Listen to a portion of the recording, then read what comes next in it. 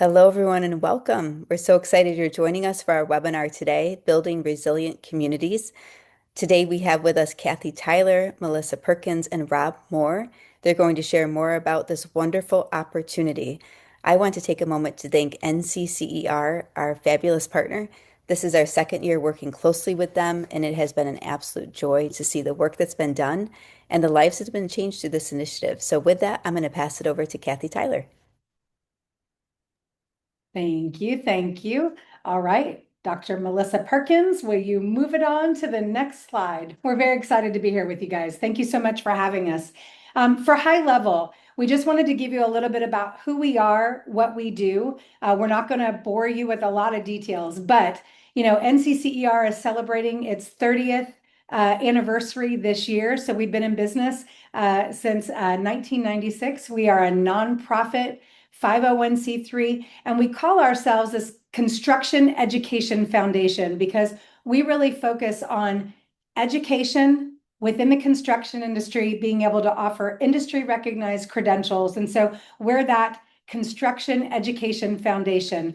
We were developed with the support of more than 125 construction CEOs, associations like Associated Builders and Contractors, Associated General Contractors, and then academic leaders. We were developed by the industry for the industry. And so people came together so that there was a standardized way that we could offer construction training and credentials because construction is really a mobile workforce. I could be on a job working for Bechtel this week, and then in a few months, I could be on a job working for Sunt. And so the opportunity to have my construction training and my credentials matter no matter where I moved. NCCER was put into place for that standardized construction education. We have got curricula in more than 40 craft areas, and we have more than 6,800 training locations happening nationally. And so we're very excited about the opportunity to see more locations added and have those be COABE locations that we're able to work with. So, Melissa?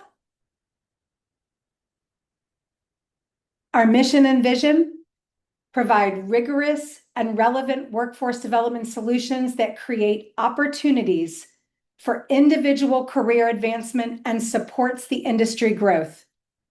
And our vision is a qualified and successful workforce of diverse individuals, and this is the key point, whose lives were improved through construction education. That is what this partnership is all about. That is NCCER's true mission and vision. And everything that we do ties back to this mission and vision. So this is the why. When we talk about why we want to work with locations, why we want to look at how do we bring an interest in construction to adults in their learning, this is why. We call this our skilled labor supply demand gap. This is just information, but there is a prediction. And this really, we probably should have updated this slide, and that's my fault that I did not give Melissa a more updated slide, but I think the numbers are still relevant. By the end of 2025, we have a shortage of 2 million, almost 2 million craft professionals.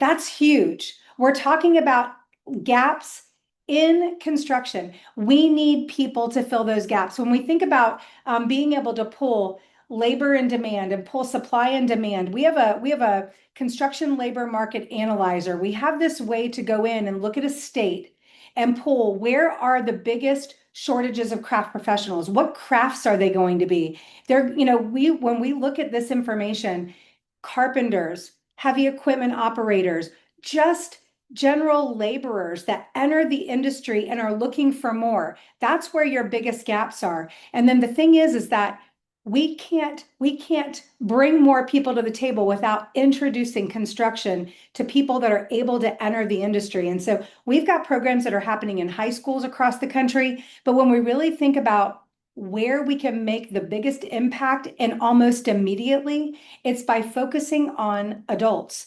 and bringing adults to the table who are interested in pursuing careers in construction. And so being able to offer programs like this through COABE locations is hugely important when you look at this 1.9 million at the end of 2025 that we were predicted to be short in this industry. So you can move on, sorry. We have credentials. When we talk about our NCCER opportunity, it's to bring training and credentials to individuals. And so through the programs that we offer digital badging, we offer credentials at a modular level, but then we also offer credentials for completing a set of training. And so if I complete core intro to construction, I earn a credential, I earn a certificate, I earn something that allows me to articulate into post-secondary or into an apprenticeship program. So I'm able to start work immediately. But we also offer the ability to continue my training. Maybe I'm interested in electrical, or I'm interested in masonry or plumbing or carpentry. This base credential allows me then to move on and earn more other industry credentials, whether that is in carpentry or electrical. And what we want to point out here is that your credentials are buildable. You're able to keep them, and NCCER has a way for an individual to look at their training, look at the credentials they've earned. We've always had what we call the registry, which is where all of this information is tracked. But here in January, we're going to be launching a new digital wallet to where all the credentials that a student earns can be visible through a digital wallet that they'll have on their phone. They'll be able to share that out, but then they'll also have the ability to upload other credentials that they've earned into this digital wallet to really make themselves more marketable. So we're really excited about the credentials that can be earned in this program. So we just wanted to high level bring that to you. So is this Mr. Rob? It is. This All is right. Hello, everybody. My name is Rob Moore, and I am the Workforce and Education Specialist for COABE, a contractor for COABE. Actually, I'm a retired adult basic education local program director, so I'm one of you. I've never served on anybody's state or federal staff or anything. I'm just a local, basic from a local guy. I come from local perspective. So I will be the guy who will support you for our grant recipients as well as our non-recipients who want to affiliate with NCCER through this wonderful partnership that COABE has with NCCER. And your local program director, like me, I think of things from a local viewpoint, as I said. Here are some ways that I kind of see, and I can help you as a local program director to integrate this opportunity into your adult basic education programming. And I kind of think about three separate yet could be interrelated ways. One is if you are a WIOA Title II adult education program in your state or territory, we want to be thinking about this type of training in terms of IETs, integrated education and training. That service in which we integrate workforce preparation, adult education literacy, and workforce training into an adult education class. And NCCER has a very clear-cut, very easy to use document that has the skill objectives that we can use for the workforce training part. It also incorporates some workforce preparation there. I can help you give you support in picking out those adult literacy skills if you need to have that also to work into your IET curriculum. I always thought of IET as a way in my local program to attract new students to our program who might not be adult basic education students otherwise, and ones we don't think of necessarily, the ones who are already have a job of some kind, or maybe they're in their career and need some upskilling. So IET is a great way to integrate this partnership with NCCER and COABE into your adult ed programming. Secondly, I think in terms of workforce literacy, it's a great opportunity to form a partnership or expand a partnership with a local employer in the construction industry. Maybe your local construction company needs some upskilling of their people. Maybe since NCCER core curriculum particularly includes a lot of safety, maybe we can offer this to them as some safety training, some career advancement for their incumbent workers. Maybe it could be a way that you can partner with them to maybe provide some hands-on training they could bring to the classroom, or you can take them to a job site. Our previous set of grantees had those opportunities and used them in their programming. Maybe a construction company has some scrap material they could donate to you. You know, some kind of way to involve them and engage them is a great way to implement this in our adult ed programming. And finally, I've seen it integrated as a pre-apprenticeship. If you can identify your state, your regional construction union, and they probably have a registered apprenticeship program, I think this would be pretty easy, and I found it pretty easy to get this IET or this training certified as a pre-apprenticeship, so that your students, when they finish this credential, have a facilitated entry into that registered apprenticeship program. It's a wonderful employment opportunity that they can start at a very, very livable wage and have a career opportunity with the apprenticeship. So 3 ways that I think of, 3 ways that also I've seen our grantees and our non-grantees who take advantage of this partnership implement this in their local programs. Once again, my name is Rob Moore, and I'll be accompanying you through this process. Okay, next slide.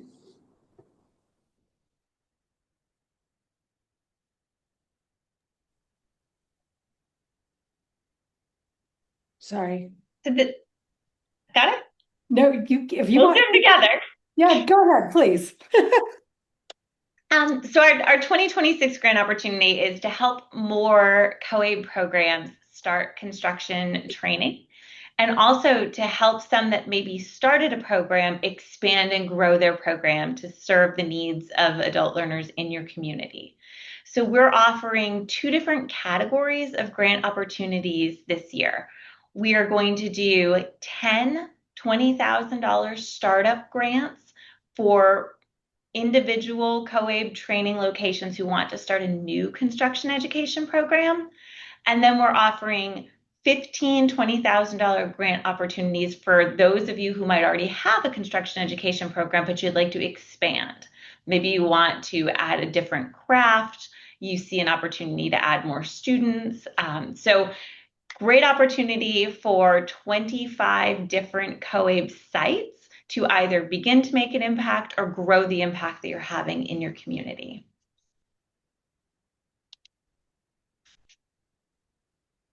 Go ahead, Kathy. All right.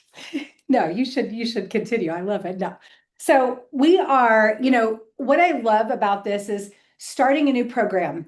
It is definitely very exciting to think about. Here's what I'm going to do. I'm going to get to start all this, but then you dive in and it's almost like you can get a little bit starstruck, just a little bit, because there are things that we need to have done. So let's just talk about some of the steps.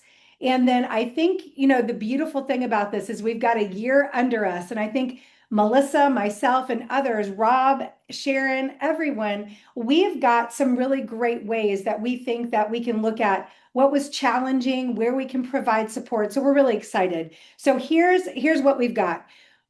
When you become NCCER and you come into the fold and you become a location, you become a training site, we offer what's called director training. There is someone that is formally in charge of the program. And then we also offer the instructor training. And so a director in our world for the NCCER means this is the person that's responsible for ensuring that the program gets up and running, that it's run according to our accreditation standards.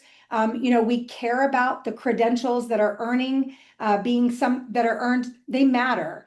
They matter to our industry partners. They matter when articulation happens to a new program. And so, directors are very responsible for the quality of their program. And then we offer that instructor training to help that instructor, whether it is someone that comes from the actual construction field that's stepping into the classroom for the first time, we offer a training to get them up to speed on what it means to manage a classroom, to deliver training, how learning occurs.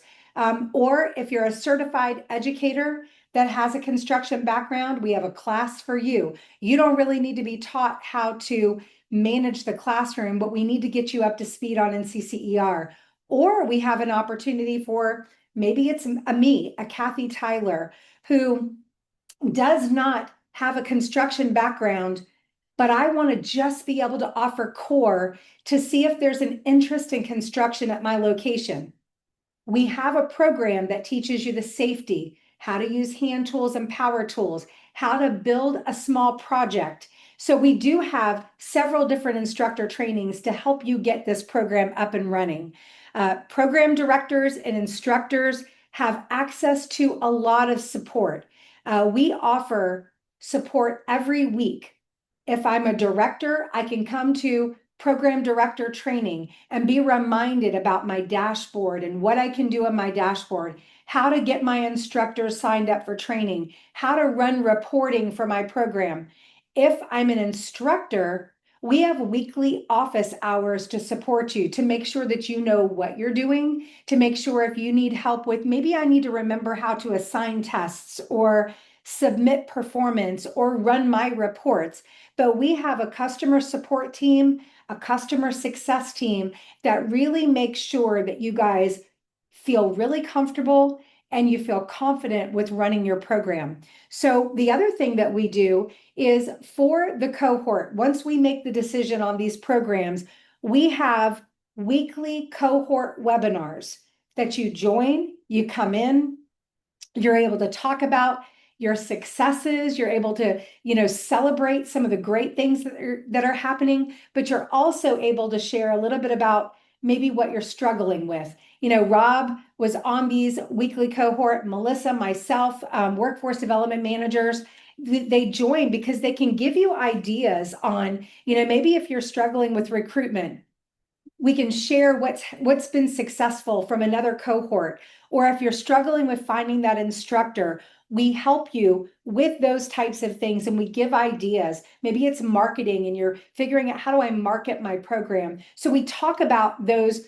challenges and then we talk about ways that you can overcome those challenges. And so those weekly cohorts are fantastic. Again, the regular office hours, and then there's additional support provided by COABE. You have the amazing Rob Moore and Sharon Bonney, and Rob is our partner. When we are doing these, we actually bring Rob on. He's there. He sets up separate meetings with the COABE locations. He helps with answering questions, how to set up your IET, how do we set up for a pre-apprenticeship. There's a lot of support that's provided from both NCCER and from COABE to really make this program successful. Rob, Melissa, do you guys want to add anything? Just to add those the weekly office hours that we have for our grant cohort. Really, the agenda is set by our recipients. They bring the topics they want to talk about, so you'll be able to do that. And we talk about what you want to talk about. It's not a set presentation that Kathy or Melissa and I or anybody makes. The agenda is yours. We turn it over to you. What do you want to talk about? What are you celebrating? What do you need some ideas on? And I think really a lot of our great ideas come from our other grantees who are attending. So I highly recommend that. And that's really, I should say we do make that an expectation of the grant recipients to participate in that, because we need your questions and we need your great ideas. So kind of plan on that. Yeah, absolutely. I see a question in the chat that I want to go ahead and address because it was asking about in-person training within a prison setting. I'd love to have a separate conversation with you about what we're doing with more than 660 prison locations across the country. So I can talk with you all separately about that. It doesn't necessarily fall into the this grant discussion today, but I would love to talk with you all about that prison setting. So yes, absolutely. And I think we can move on to the next slide.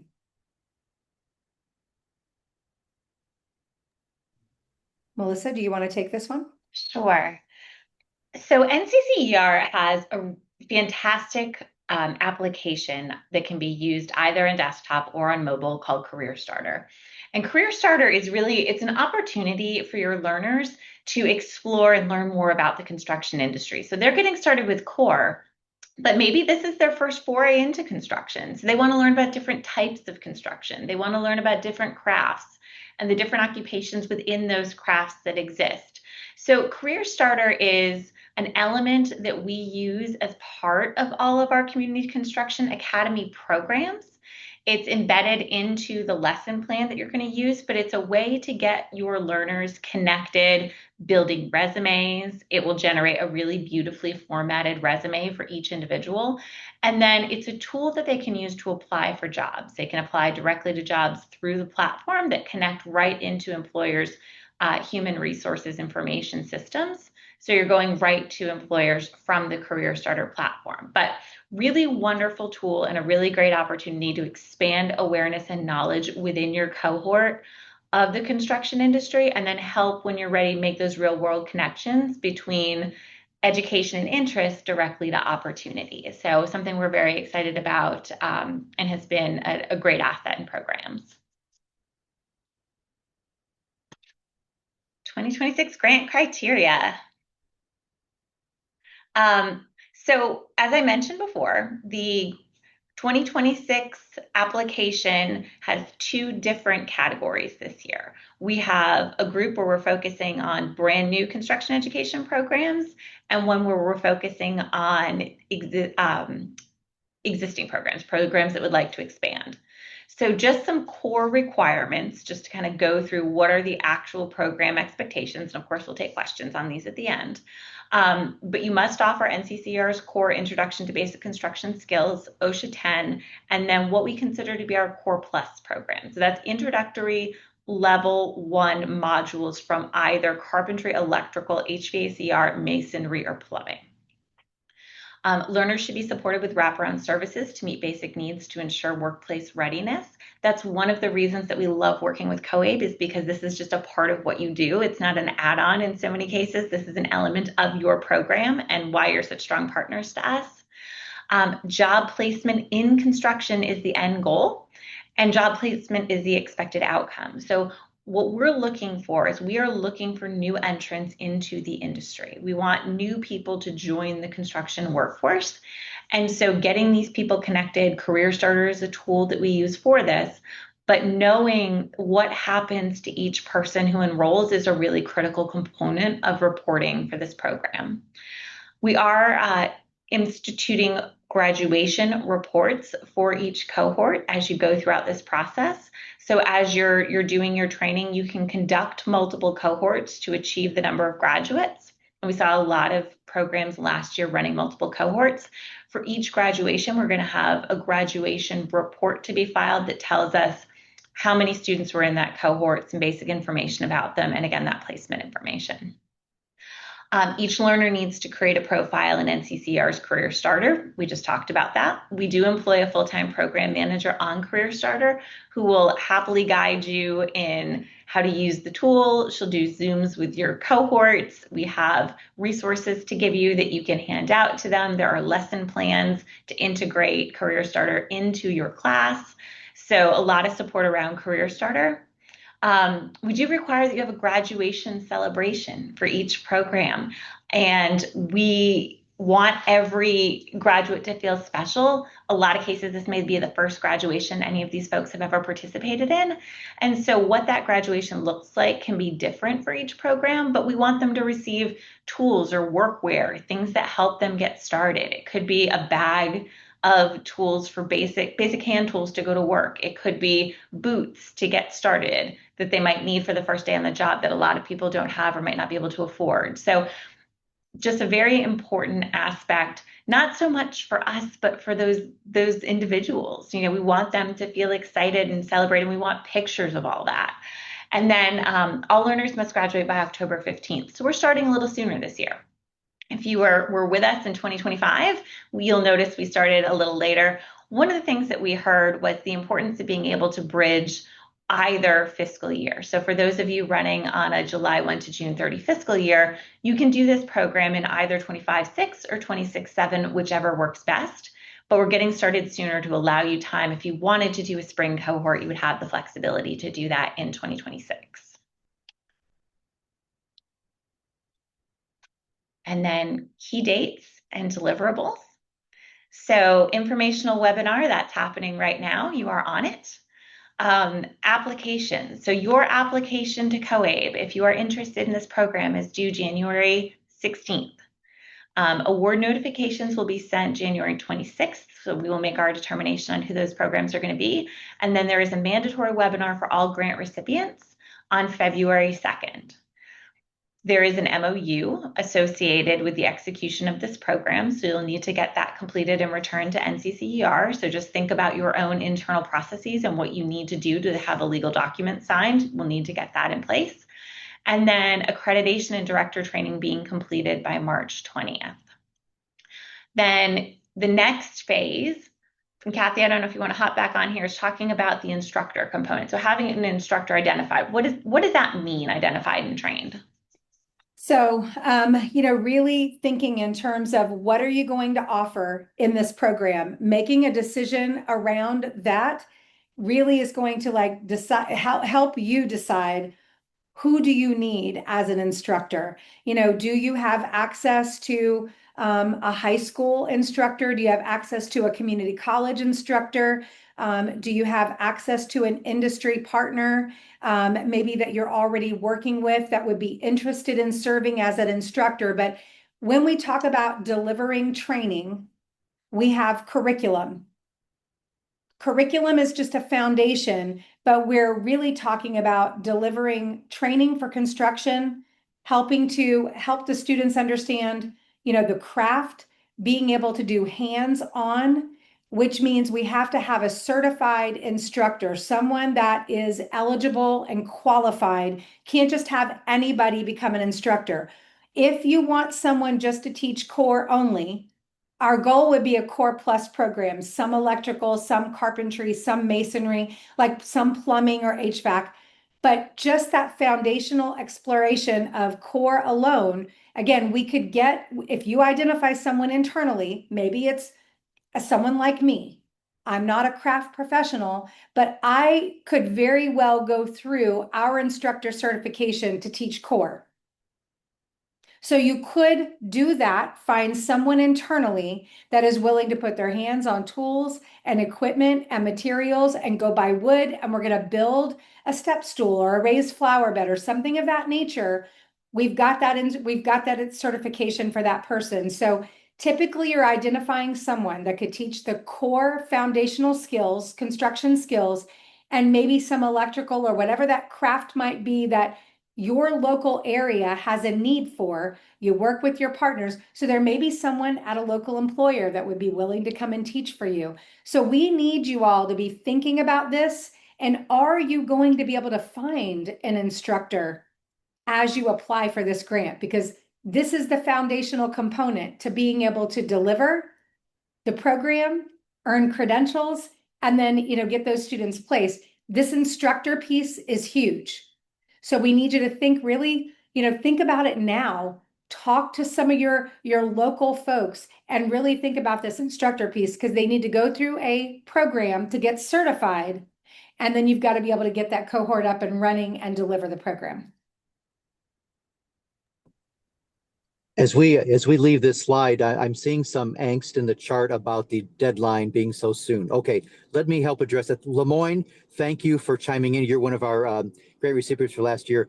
Folks, this application is not complicated.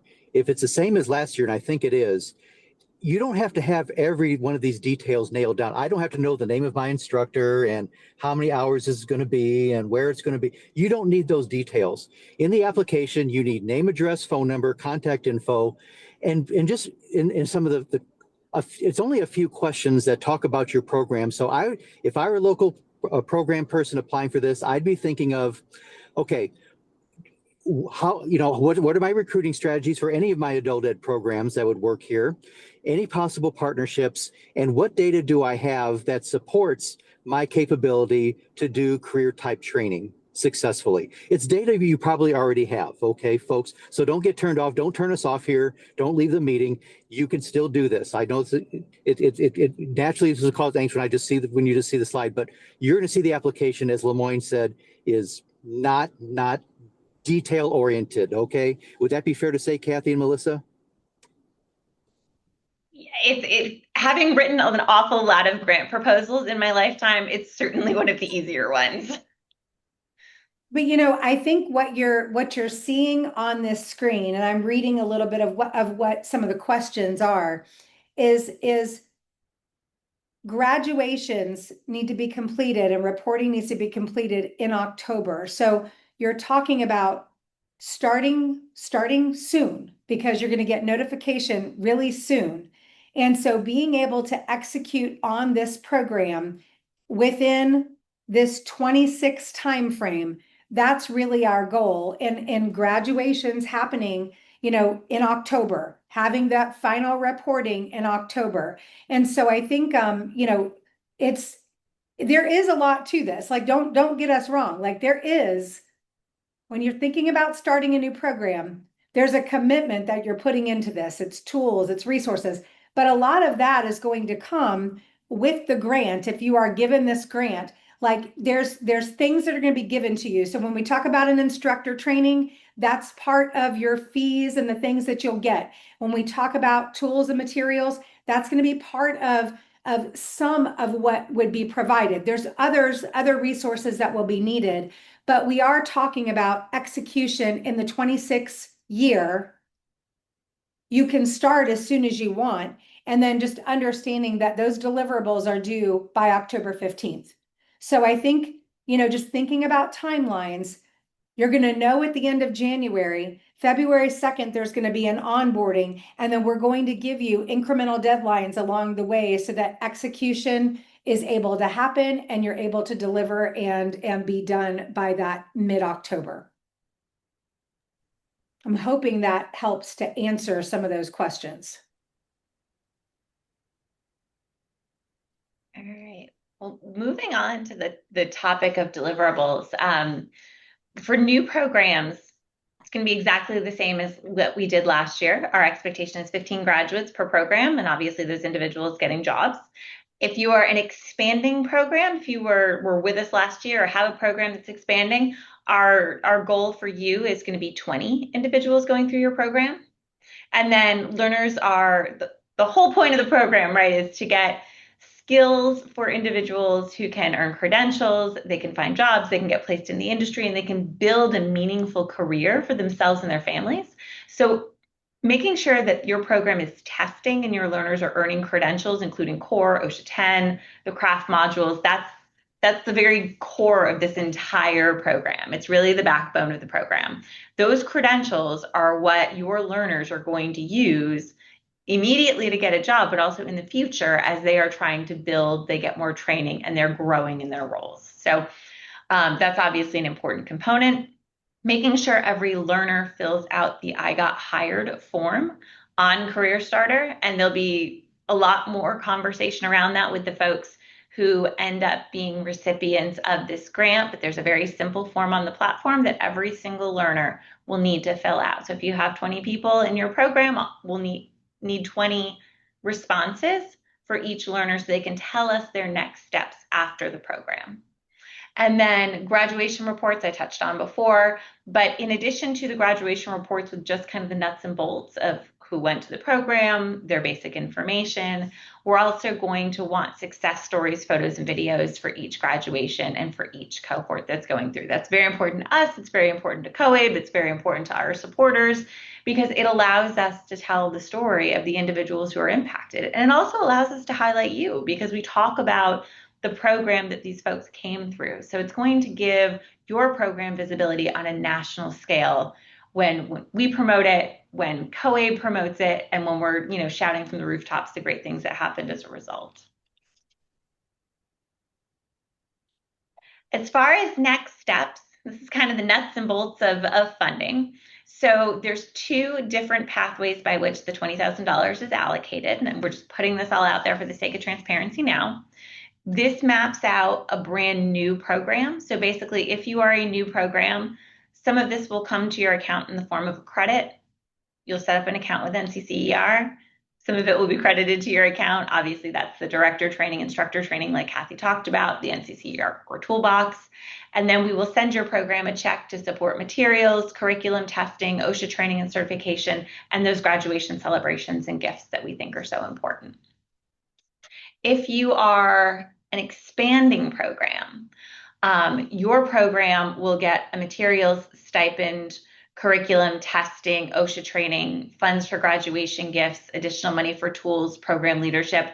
But one caveat that I just want to say, this is a sample allocation. This isn't how you have to spend it exactly. You have $20,000 to expand your construction program. We'll talk about what that means, and I'm sure you'll include that if you're an expanding program in your grant application to tell us what it is that you would like to do. But just note that this is a sample of how those funds could be allocated, and was really intended to address questions up front on, can I spend this on instructor salaries? Can I spend this grant on tools? Those are all allowable expenses under the grant. Okay. We're excited. We hope you're excited.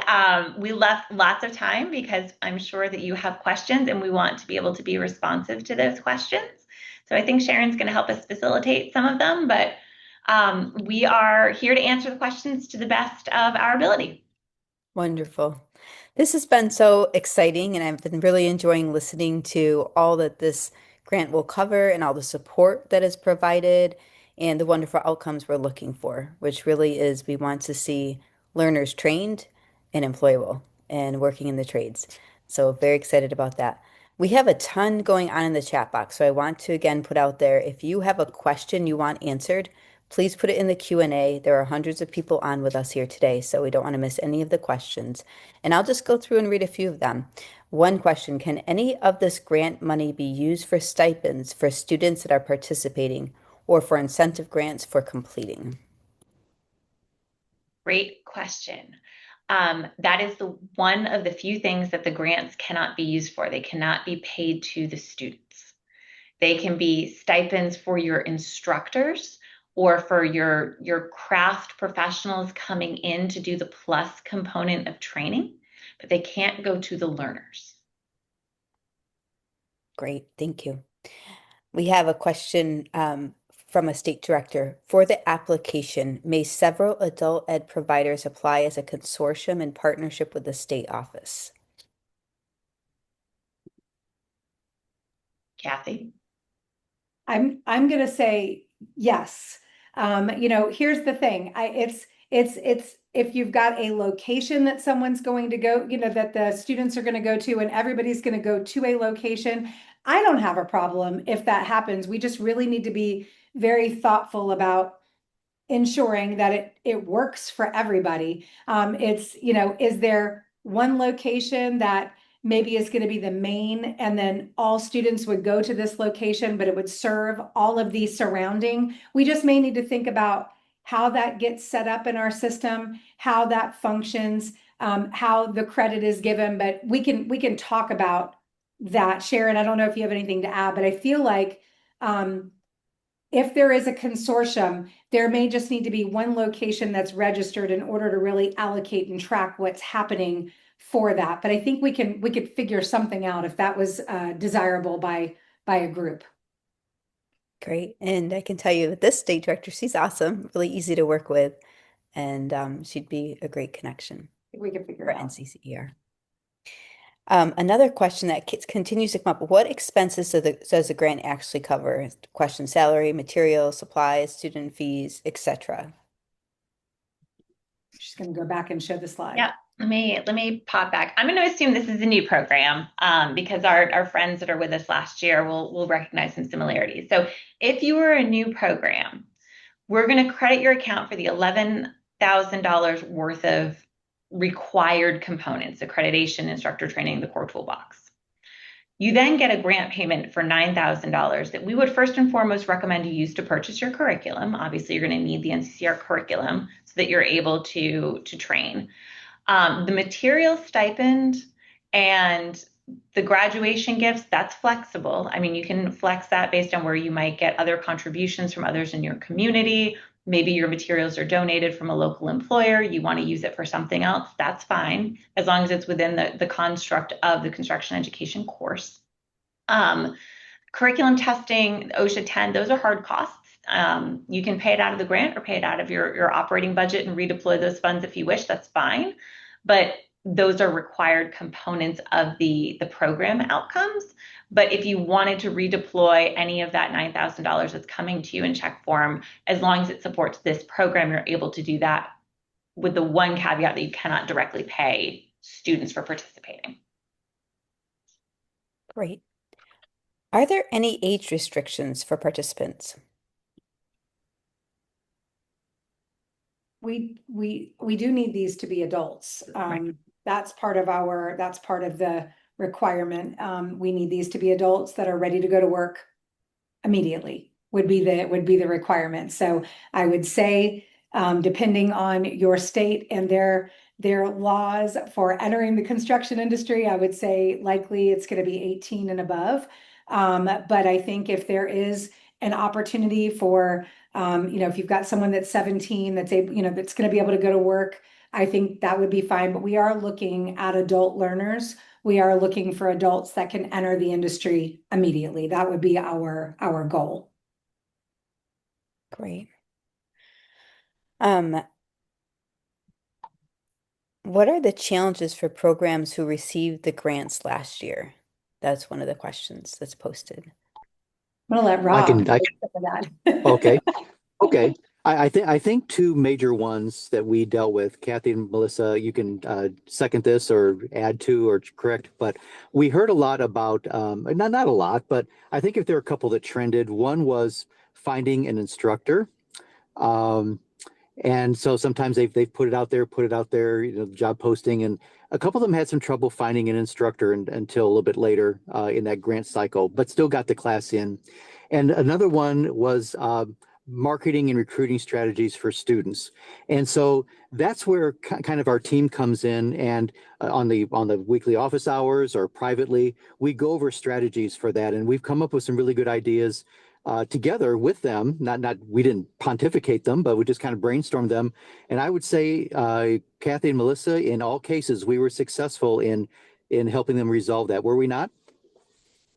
In all cases. I think so, yeah. Yep. I mean, I think what was really for the challenges that were brought up, I feel like the other locations were so good, and Rob, from having done this, was so good about thinking through. And I mean, and let me just say, there is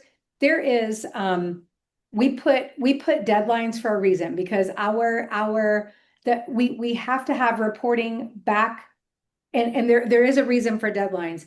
But every time something, like, we can provide help to get you where you need to be and get you back on track if we happen to get a little cross sideways a little bit, because of, maybe it's number of students, or how can we run 2 cohorts and run a second cohort, and how do we do it? Like, we can help you guys figure it out. So their challenges are there, but they're not insurmountable. And I think that we have built in some flexibility so that we are going to be able to help.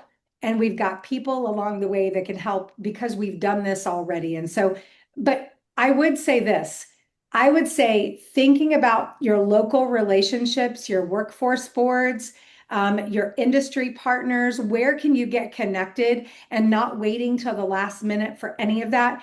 That should be actively something that you're seeking out. Like, don't wait. Build it out. If you've got questions, go ahead and ask us, even if you're just thinking, because this is something that you can do outside of the grant, right? The grant is obviously, a wonderful opportunity, but you can do this outside of the grant as well. And we can help you with any of those questions, starting to build out some of those relationships. So let us do that. So if you're, considering the grant, but also considering doing this outside of that, just ask. Let us help you figure out some of those things even now. You bet. I mean, And I'll just go ensure. ahead, Robert. No, you go first. I was going to Okay. say I'm just going to add on that to ensure those who had that same question about, oh my gosh, what are the challenges? I will assure you that none of our grantees fell on their face. Nobody fell down and just crashed and burned. Okay, nobody gave back the money. We got them. We worked together to get them all successful, because quite frankly, if you're not successful, then we're not successful. So we want to make sure you're successful. So that's why we provide the support we do. Secondly, I was going to add on to Kathy also. Yes, let's say the worst comes to worst and you applied for the grant, very hopeful, and you're not the one that got selected, because there is just a handful. That doesn't say you can't participate in this great partnership between COABE and NCCR. Great accommodation by NCCR for our COABE members who wanted to offer construction but couldn't. One, maybe because of the price of affiliation. NCCR has made an accommodation for this totally outside the grant to lower its affiliation fee, its one-time affiliation fee for COABE members. And secondly, the opportunity for core only to use an instructor that the NCCR will provide training for, enough training to be able to deliver the core. They don't need years and years of construction experience to deliver the core curriculum and award those credentials. So you are certainly willing to, able to participate in that, and we support those programs, those non-grantees as well. Sharon, go right ahead. Yes, I was going to say the level of support I saw from NCCER and also from COABE with Rob Moore and with our team here is excellent. We really want to see each grantee hit their quota and have the trained learners ready to move into the workforce. So I wanted to mention that. I also wanted to mention that it's really important you have the space to be able to, have this huge toolbox that you see here. It's hard to really put into words how big that toolbox is that you'll receive with all those wonderful tools and materials that they sent you. That's why it's valued at 7,800. I've seen one person like trying to wrap their arms around it and they can't, and it's like higher than they are, as far as their how tall they are. So that's what you'll get with this. In terms of another piece that's really important is making sure you have an instructor. I've seen that as a holdup as well. If the organization receives the funding but doesn't have an instructor in place, and it maybe takes months to get that instructor in, that'll also be another piece to that. I wanted to also answer some other questions. It says, can we, as an existing NCCER agency, apply for this grant? And wraparound services imply providing support services such as background check. Can the grant funds be used for such items? So one is about the existing agencies applying for the grant, and the other is for wraparound services and background checks being a part of the grant funds. Well, I would say if you're an existing NCCER program, you're welcome to apply and probably be considered under one of those expanding type programs.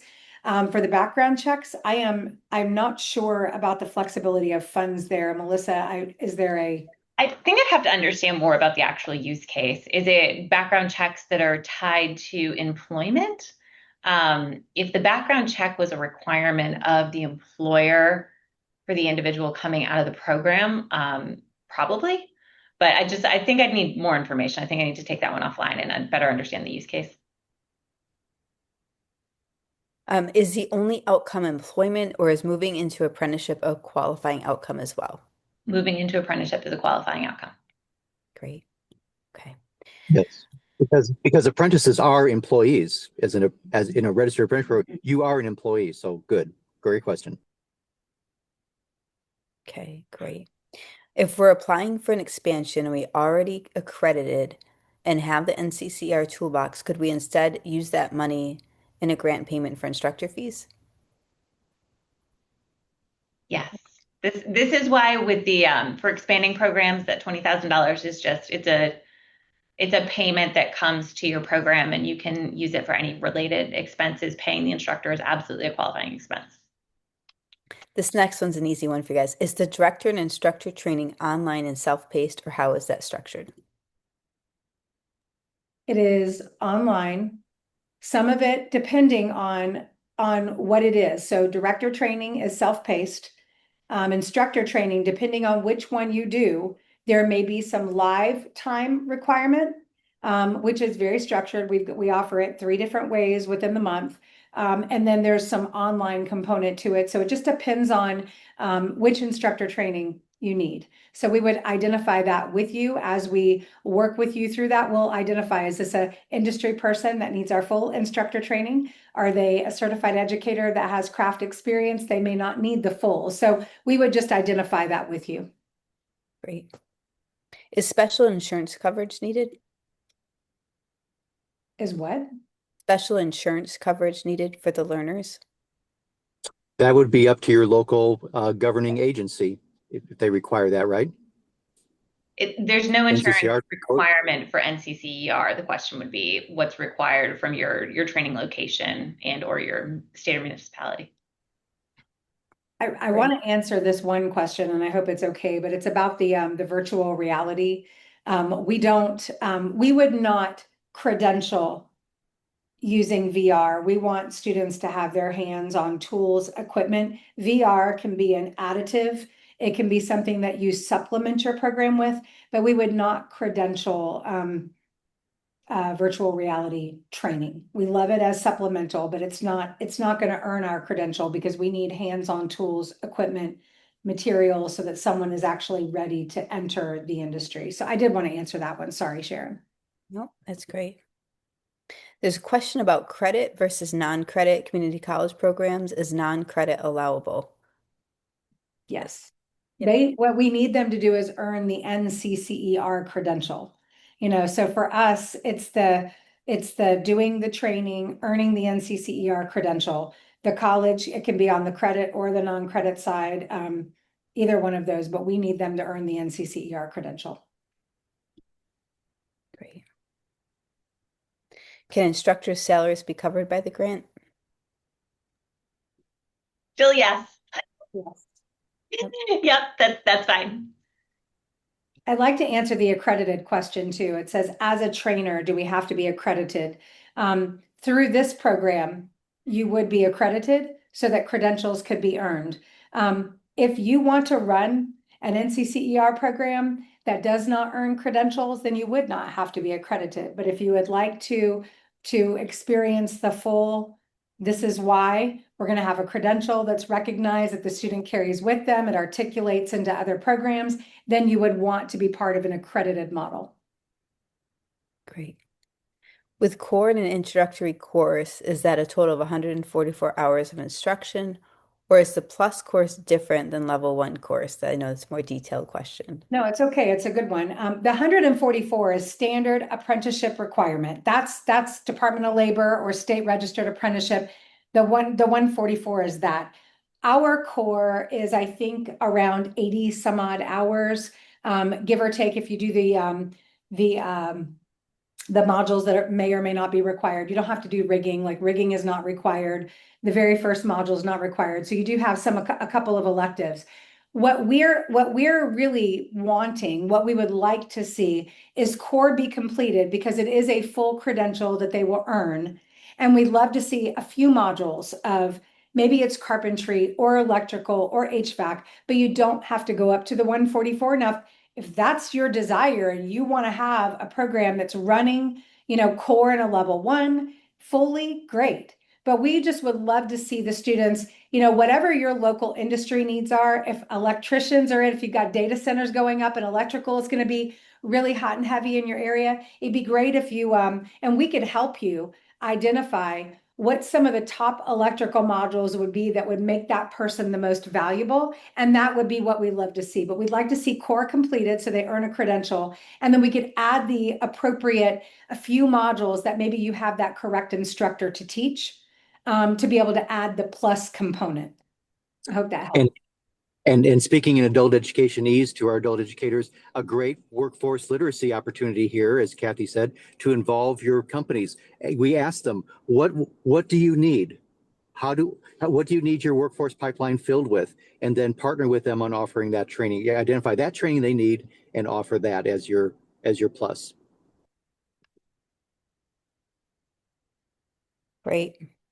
This is a really great question, and I want to answer it. Do they need to have a job by October or complete NCCER by October? It would be great if we could just say, yes, everybody has to have a job by October. I think the idea is that we're going to have a good idea on placement or their articulation to an additional program. The idea would be is that you would have local employers involved. You would, maybe it's your local ABC. Maybe it is understanding that these students are going to connect on to an apprenticeship. Whatever that we need that information. Melissa, is it in October 15 that we have to have that by that date? What is your timeline there? So October 15th, we're saying everything needs to be completed.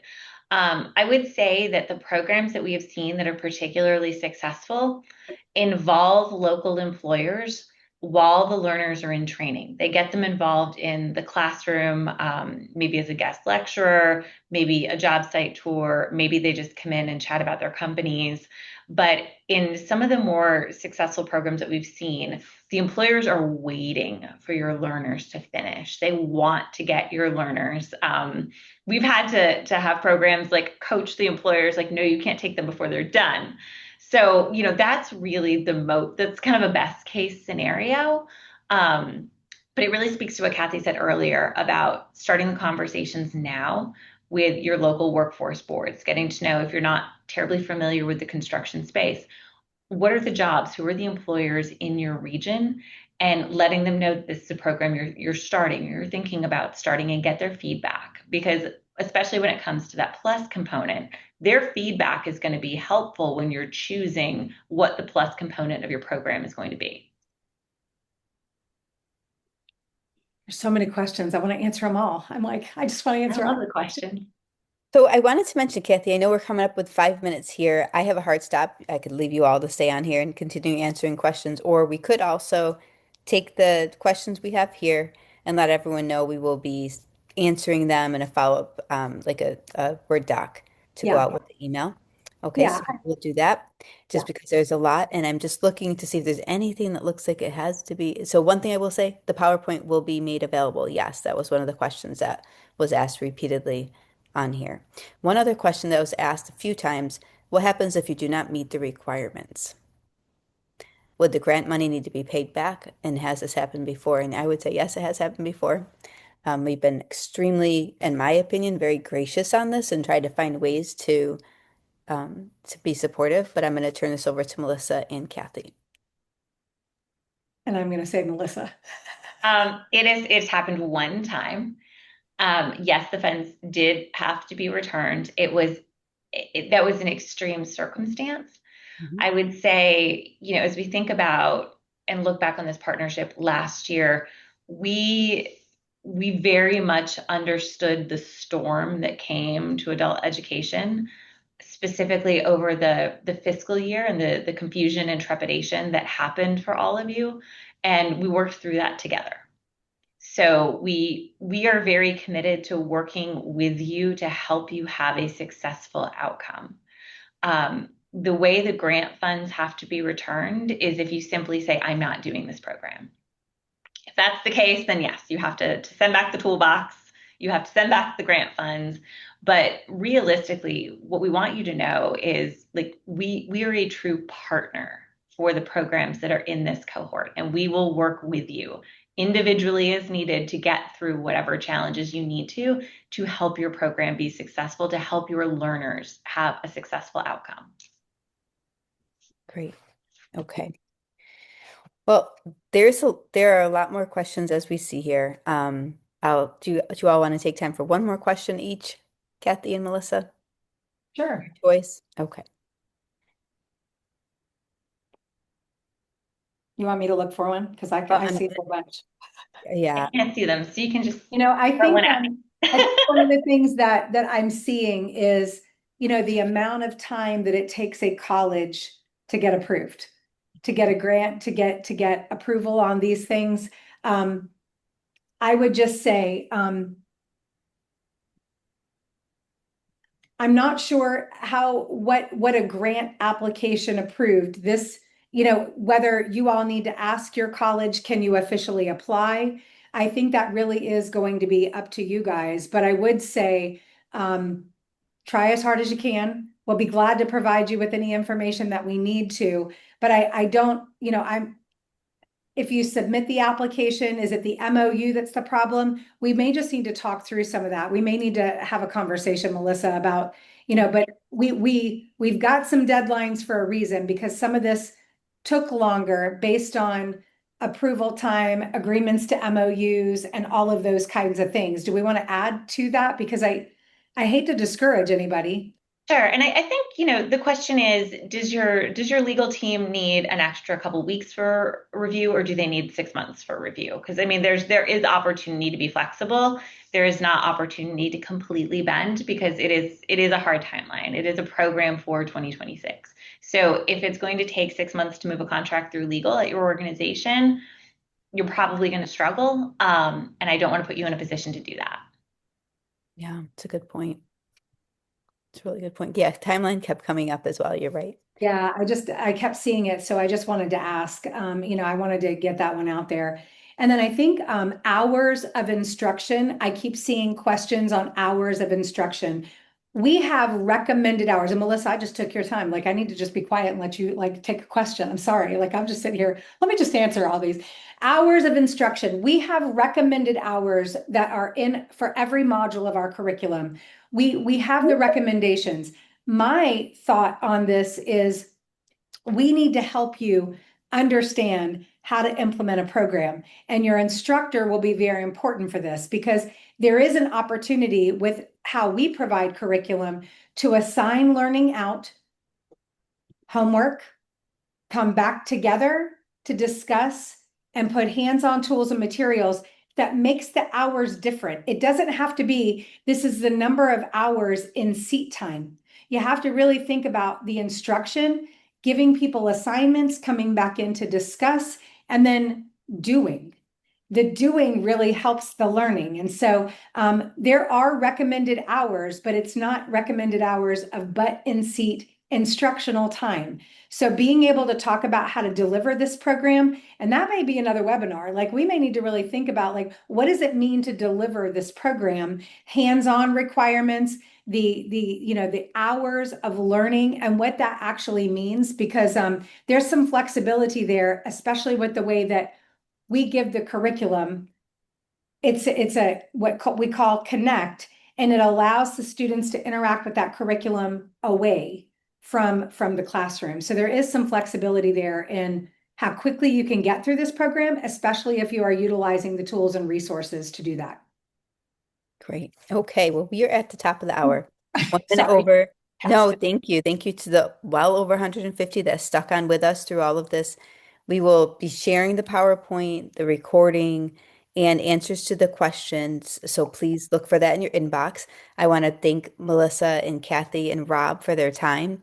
Special thank you to NCCER, who has been a fabulous partner. I think a partner bringing $20,000 to the table per program is amazing. I think it's really going to help the field, but also really help the trade. So we're very, very thankful for this partnership. NCCER will be at the COABE conference. If you're coming to Indianapolis on April 12th through 15th, look for their booth, look for their pre-conference, look for their sessions. They will be there, and we're excited to support them. So thank you, everybody. Any last words, Kathy or Melissa? I just have to say ditto on the partnership and all of the amazing COABE people that we've been able to interact with. We have some amazing programs. You guys have some amazing programs. And so I'm just super excited to continue this. And we thank you for all you're doing because we need all of your students. We need everyone. So we're really excited when we get to do this with you guys. So thank you. Just the same. I go thanks to COABE for your incredible partnership, and just a shout out to all of the programs that participated with us last year. You guys are all awesome. And we're so grateful for all the work that you did. You did incredible work last year, and we're excited for this cohort this year. Wonderful. Thanks, everybody. We'll see you at the COABE conference. Bye now.